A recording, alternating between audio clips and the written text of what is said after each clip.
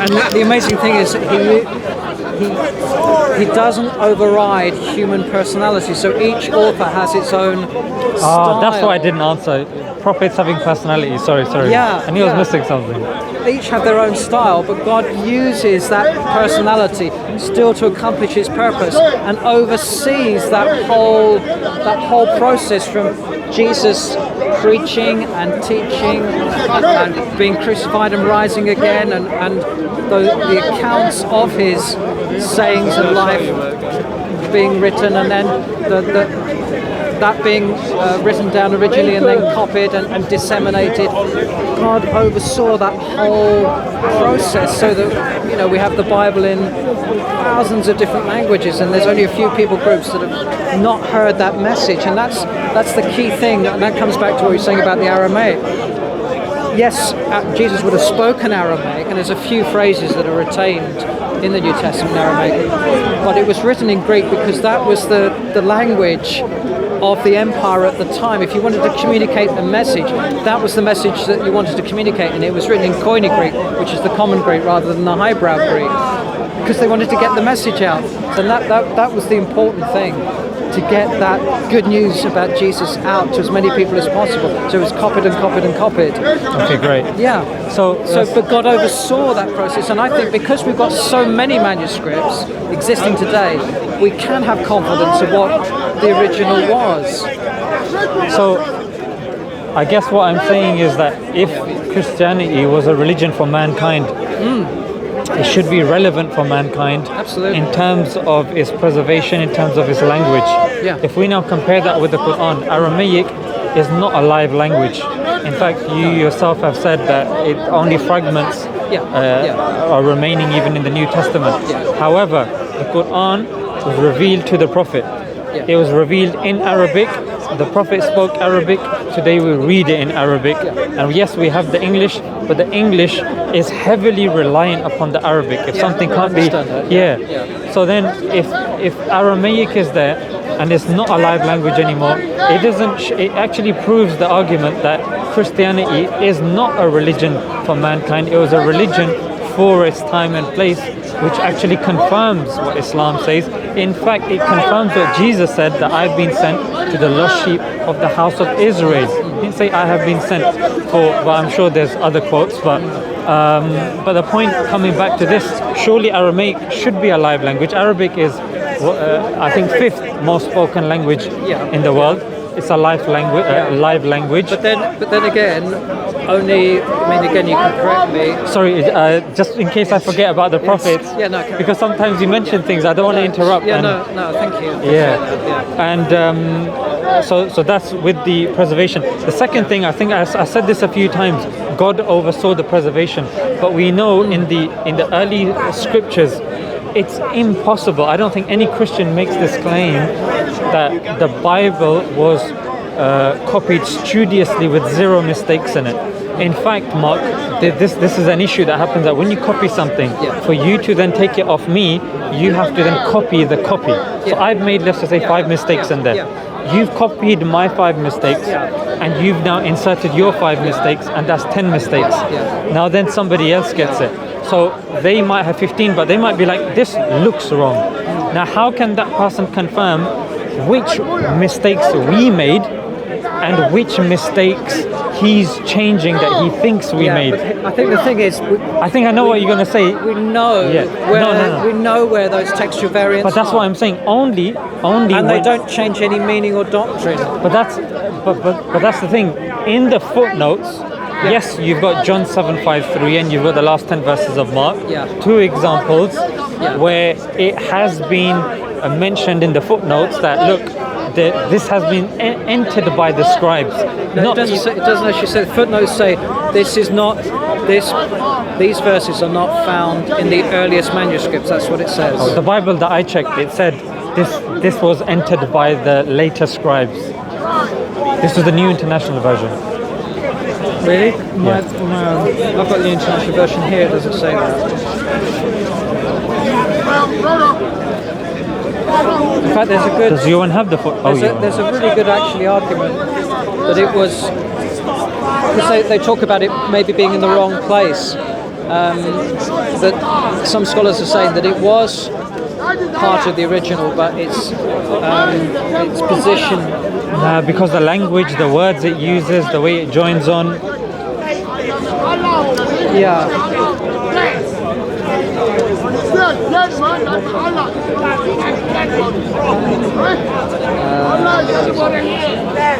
Yes. What does it say? Right. So it says here. This is John 7. So the earliest manuscripts and many other ancient witnesses do not have John 7:53 to 8:11. A few manuscripts include these verses wholly or in part after John 7:36. So there's some manuscripts where it's in a slightly different place, but it doesn't say that it was scribes added it later. It's just making the point that it wasn't found in the earliest manuscripts, which means it doesn't mean to say it's not necessarily an authentic story. Yeah, let me see. Yeah, turn around a bit. Sorry. What do you interpret where it says? So it says the earliest manuscripts and many other ancient witnesses do not have John 7:53. What's witnesses? Isn't that referring to people? Yeah. So then, if they haven't said it, then how do you interpret that? The earliest manuscripts and many other ancient witnesses do not have 7:53. So if the witnesses don't have it, then surely it was written in, no? Not necessarily. What would be your... Because those witnesses may not have been, or may have had copies which didn't have those verses in, but that doesn't mean to say it didn't exist. But this is making a distinction between manuscripts and witnesses, isn't it? It's saying that there are earliest manuscripts don't have these verses, and many other ancient witnesses do not have it either. Yeah, so those that were in possession of the manuscripts found that they didn't have those in their manuscripts, is how I would... Yeah, but if for example it was an extension of that point, but this seems to be adding on to that point, isn't it? The earliest manuscripts and many other witnesses, ancient witnesses, didn't have it. For example, I say I've got a tripod and I've got a camera. These are two different things that I'm adding in. Yeah, but anyway, I mean, you can check yeah, this. I'll have to, yeah. I'm No not problem. 100% sure. I'd have to give that some more. No problem. In terms of the ancient witnesses. Sure. Yeah. So so the point here, remains that if somebody is copying it, yes, if I'm aware that I've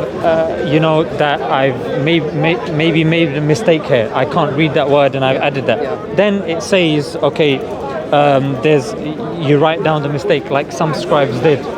Yeah, it's the Codex Vaticanus, I think it's Hebrews chapter 1 verse 3, if I'm not mistaken, where a word was added, then it was changed by another scribe, then it was changed again, and then the scribe actually left a message saying, stop changing the word of God.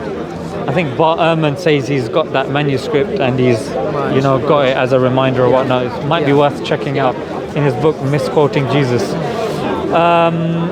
But yeah, so what I'm referring to mostly is if you're copying something down, and let's just say, I don't know if you remember back in the days when we would do display work, and when we'd be copying something down and two lines ended in the same word, sometimes your eye would skip a line, especially if you were copying like 2-3 pieces of paper.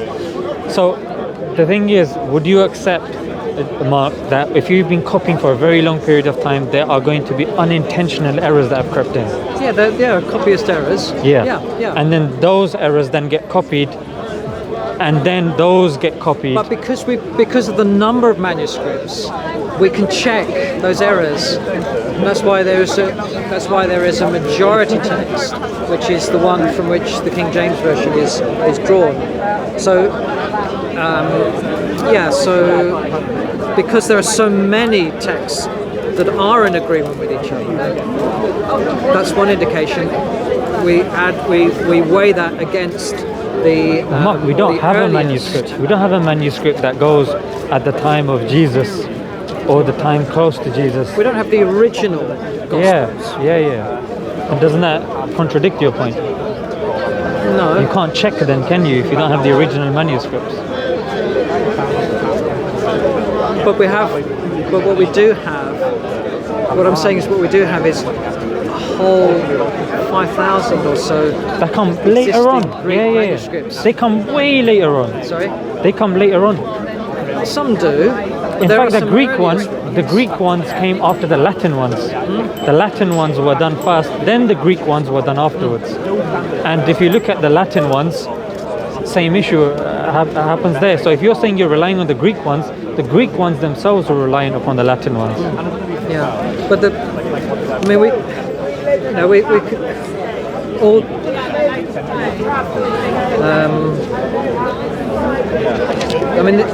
If you take a Greek New Testament, it will go through this whole process. Is not. There's not time now, but it tells you how it's arrived at this is the Nestle-Ana, which is more of an eclectic text. But the Greek one was actually a translation of the Latin one. Sorry? That's the chronology. The Latin one comes first. Don't think so. I'll have to check. Check it. Yeah. So, we can go back to, this is an amalgamation, if you like, of the most reliable texts. And we can compare our translations with the text, so we can have confidence. What manuscript is that from? Sorry? How long ago did that manuscript come after Jesus? Does it say? Well, the earliest Gospels were, first Gospel written between 30 to 60 years after the death of Jesus, which is still pretty early. Not early enough. Still within a generation, there were still those alive that could have 30 to 60 years is a long time. And for a person... But then again, the Hadith come 200 years after. No. The Hadith are actually compiled from the time of the Prophet. They start the compile. In fact, I can right here tell you Hadith and the chain and everyone in the chain. But the Gospels were written by those that lived with Jesus, like Matthew and John, and that heard him and saw him, wrote down what they heard and saw. And I believe inspired by God. Sorry? At that time, when Jesus was there. Sorry? Well, I think Matthew, for example, was a tax collector, so I'm sure he not beyond the stretch of imagination that he would have written notes, which is why he was. Could say how many were sat down and Jesus fed. The thing is, Mark, we don't need stretch of imaginations. I guess the point that I'm trying to say is, it has to be solid. Yeah. To me it is. Yeah, the thing, look, Mark, you're talking about textual variants which count for 0.05%. It's not even that. It's not that. The point, Mark, that I'm trying to say is, look, if there is a book... This is my issue with Bart Ehrman. He focuses on the 0.05% and forgets the 99.5% that where you've got agreement in the text.